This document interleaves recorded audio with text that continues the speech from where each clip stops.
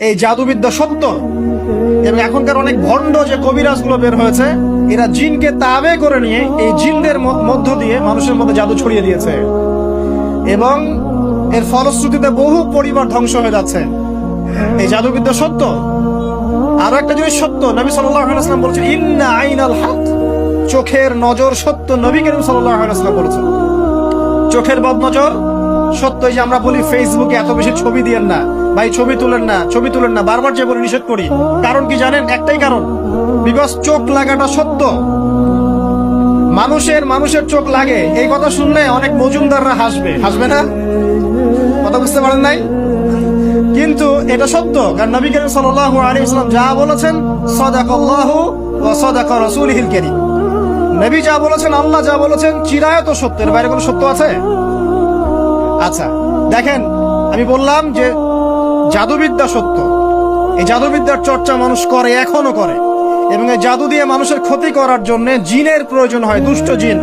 এই জিনগুলোকে মানুষ তাবে করে মানুষের ক্ষতি করার চেষ্টা করে। দেখবেন এখন গ্রামে গঞ্জে শহরে সব জায়গায় ছড়িয়ে পড়েছে না? দেখবেন, খুব সতর্ক থাকবেন। আমি পরে সলিউশন বলছি আপনাদেরকে। আরেকটা বলছি, নবী সাল্লাল্লাহু আলাইহি ওয়াসাল্লাম বলেছেন চোখের বদনজর এমন সত্য যে একটা উটকে এই রান্নার ডেকচির মধ্যে ঢুকাই ফেলতে পারে। একজন সাহাবী গোসল করছিলেন, গোসল, এটা হাদিস সহিহ, এই আলেম ওলামা যারা আছেন তারা জানেন যে হাদিস সহিহ। একজন সাহাবী গোসল করছেন, তার গায়ের চামড়াটা খুব সুন্দর ছিল, একদম স্কিনটা অনেক সুন্দর, থাকে না এমন কিছু মানুষ? আচ্ছা, এখন আরেকজন সাহাবী এই গোসল দেখছেন দূর থেকে, দেখে বলছেন যে কি চমৎকার তার শরীরের রংটা, যেন কুমারী নারীর মতো, অনেকটা এমন একটা কথা তিনি বলেছিলেন। সাথে সাথে এই সাহাবী অজ্ঞান হয়ে পড়ে গেছে। কোন সাহাবী? যিনি গোসল করছিলেন। এটার আপনি কোনো ব্যাখ্যা দিতে পারবেন না তো, এখানে কোনো সায়েন্স বা মেডিকেল সায়েন্সে আপনি কোনো ব্যাখ্যা করতে পারবেন না। একটা ব্যাখ্যা দিতে পারেন, কিন্তু কেন সেটা হলো সেটা আপনি অ্যান্সার খুঁজে পাবেন না।